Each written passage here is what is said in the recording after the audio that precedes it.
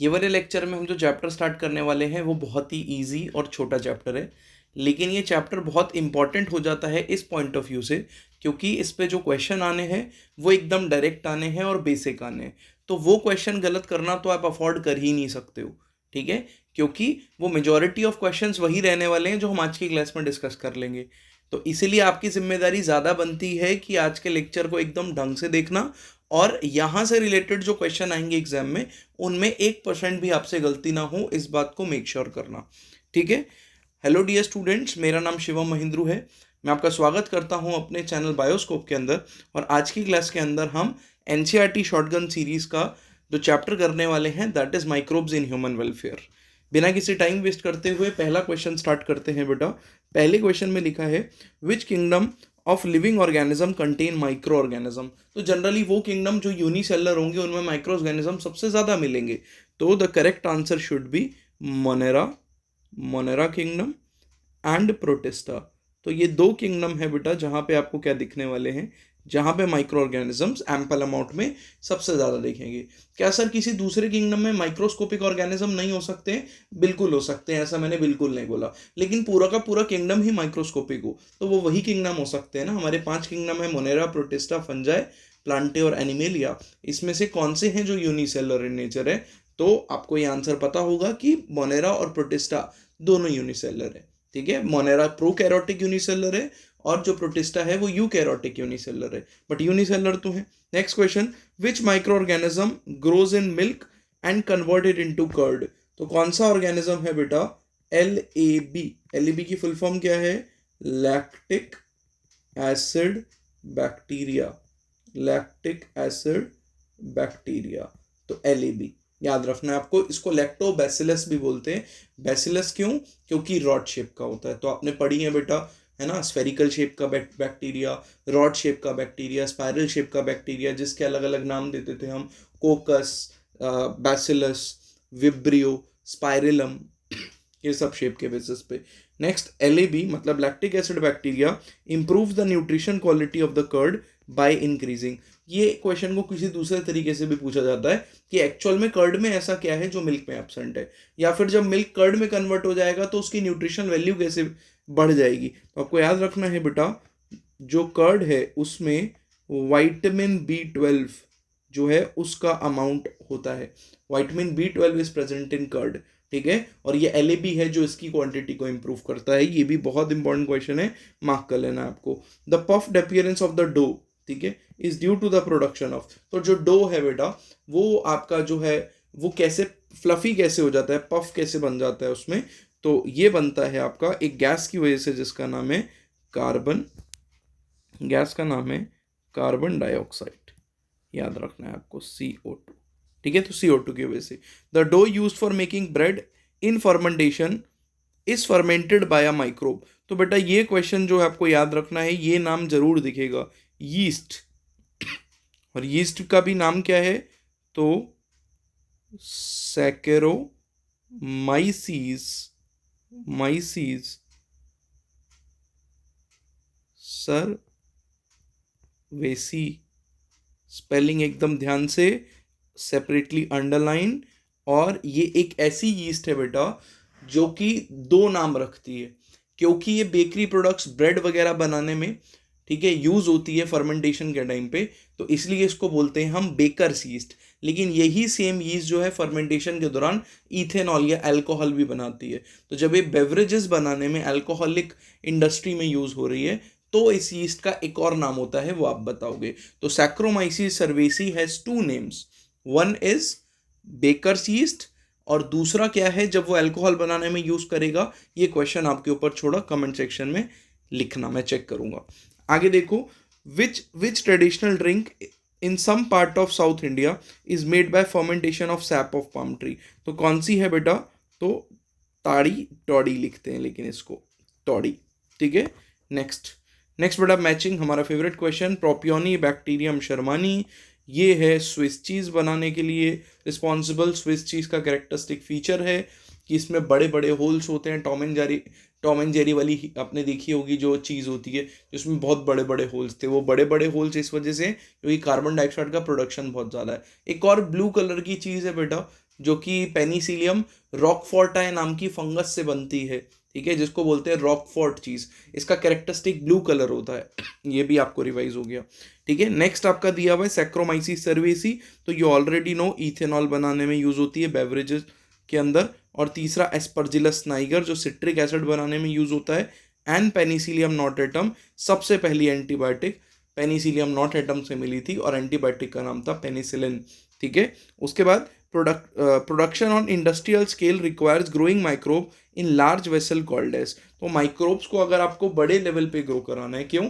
क्योंकि लेट से आपको अल्कोहलिक फर्मेंटेशन करानी है और कोई अल्कोहलिक ड्रिंक बनानी है, तो वो छोटे कंटेनर में तो बनेगी नहीं, आपको बड़े कंटेनर्स में बनानी पड़ेगी उसको, राइट। तो बड़े कंटेनर्स में बनाने के लिए जो टैंक्स यूज होते हैं, कंटेनर्स यूज होते हैं, उनको आप बायोरिएक्टर कहते हो, या फिर इस चैप्टर में एनसीईआरटी में लिखा है उनका नाम फर्मेंटर्स। क्या बोलते हैं उनको हम?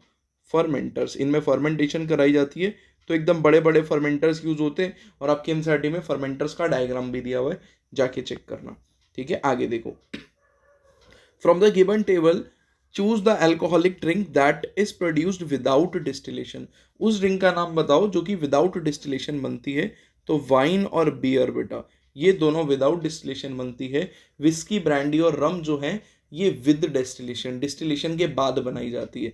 याद रखना है, आपको एनसीईआरटी में गिवन है, इस पे क्वेश्चन आता है, इसलिए यहाँ पे मैंने डाला है आपके लिए, ठीक है। आगे देखो, name the first antibiotic to be discovered. तो यू ऑलरेडी नो, अभी पहले हमने देखा था पेनिसिलिन।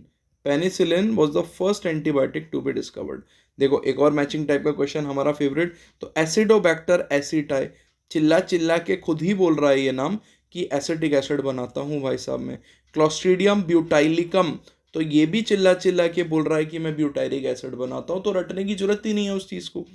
नेक्स्ट आपका लैक्टोबैसिलस, तो ये तो आपको ऑलरेडी पता है, लैक्टिक एसिड बनाएगा, इसी को लैक्टिक एसिड बैक्टीरिया बोलते हैं। ट्राइकोडर्मा पॉलीस्पोरम, ये बनाएगा साइक्लोस्पोरिन ए।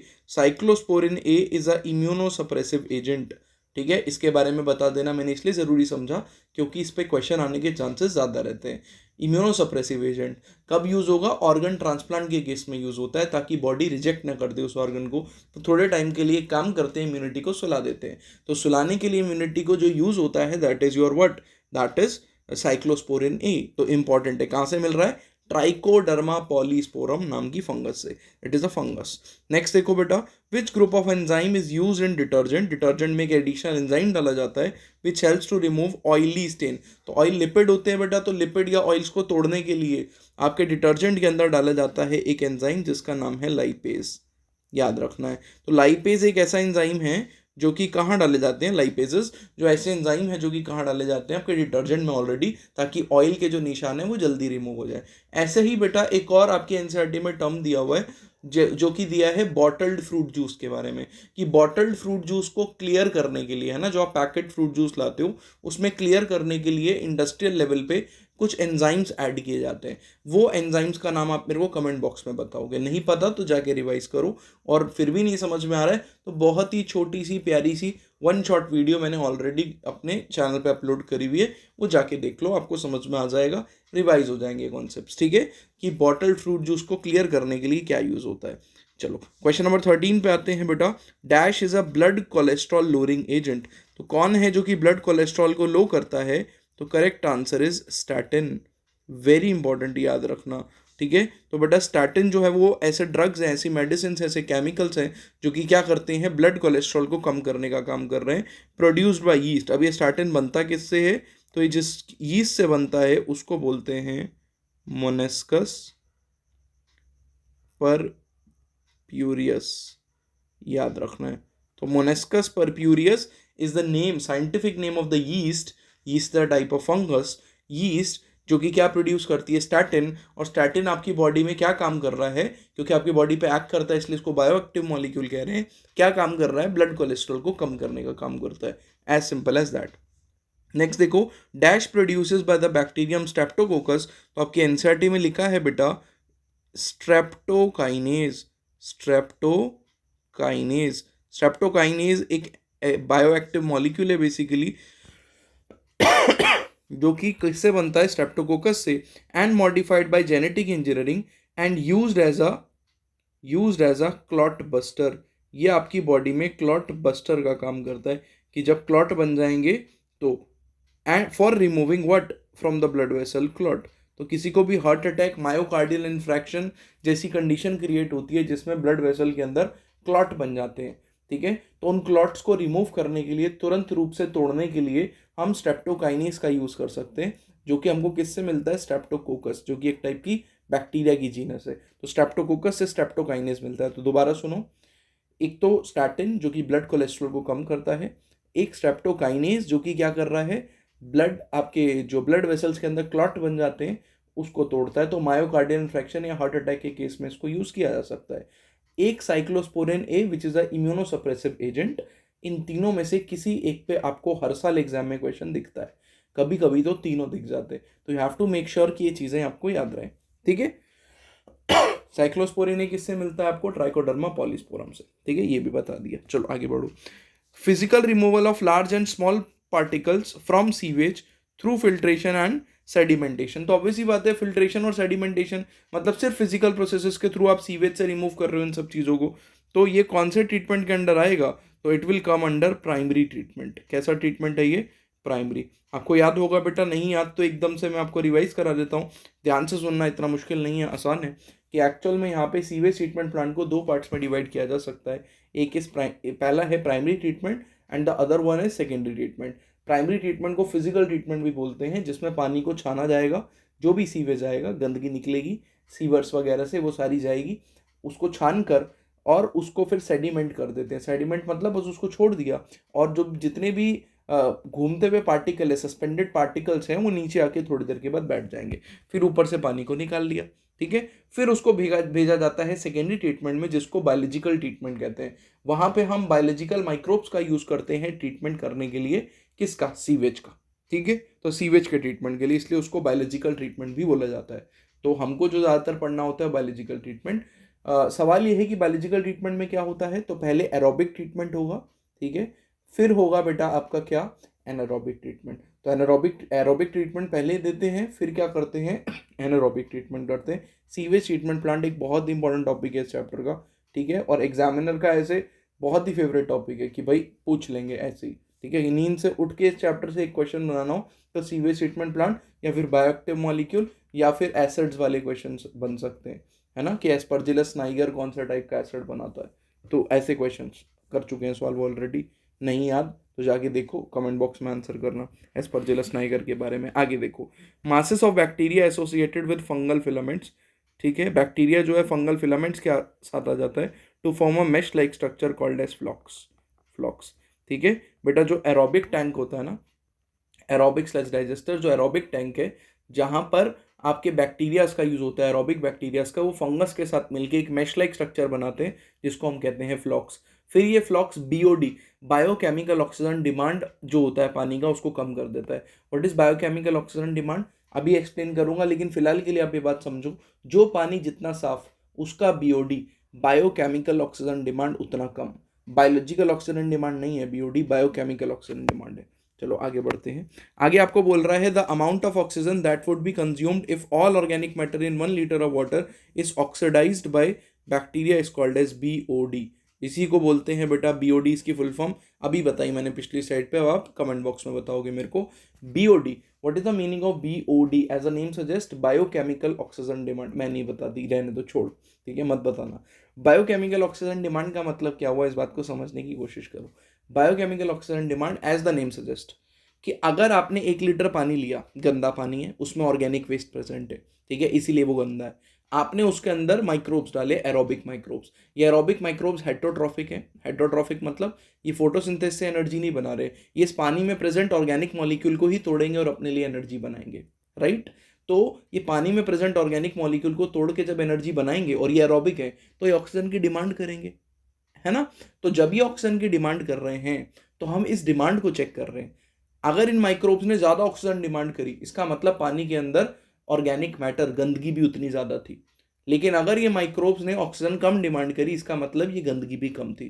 तो सिंपल सा फंडा है, जिस पानी की बायोकेमिकल ऑक्सीजन डिमांड जितना ज्यादा, उतना पानी गंदा। क्यों, क्योंकि माइक्रोब्स को उतनी ऑक्सीजन लग रही है तोड़ने के लिए, क्योंकि वहां पे ऑर्गेनिक मैटर क्या है, उतना ज्यादा है, समझ में आ गई मेरी बात? This is important. तो बायोकेमिकल ऑक्सीजन डिमांड की डेफिनेशन पढ़ ली, अब ट्रू और फॉल्स देख लेते हैं फटाफट से। वो कह रहा है the lower BOD of waste water the more it is polluting, its polluting potential. गलत हो गया ना, जितना बीओडी कम होगा उतना पॉल्यूटिंग पोटेंशियल ज्यादा होगा पानी का, गलत हो गया। तो ये स्टेटमेंट एब्सोल्युटली फॉल्स, बिल्कुल बकवास। उसके बाद secondary treatment of sewage waste water, sewage waste is also called as biological treatment. अभी बताया आपको, बिल्कुल ट्रू स्टेटमेंट है, कोई शक वाली बात नहीं है, इसी को बायोलॉजिकल ट्रीटमेंट कहते हैं। Treatment of waste water is done by heterotrophic microbe naturally present in the sewage. ठीक है, सच बात है, true, this is absolutely true, मुझे तो कुछ गड़बड़ नहीं दिख रही है। ट्रीटमेंट जो है वेस्ट वाटर का वो हेटरोट्रॉपिक माइक्रोब से होता है, सच लिखा है। अगर ये ऑटोट्रॉफिक लिखा होता गलत हो जाता। तो जो बैक्टीरिया यूज हो रहे हैं, है ना, वो हेटरोट्रॉफिक है, फ्लॉक्स जो है पूरे के पूरे हेटरोट्रॉफिक है।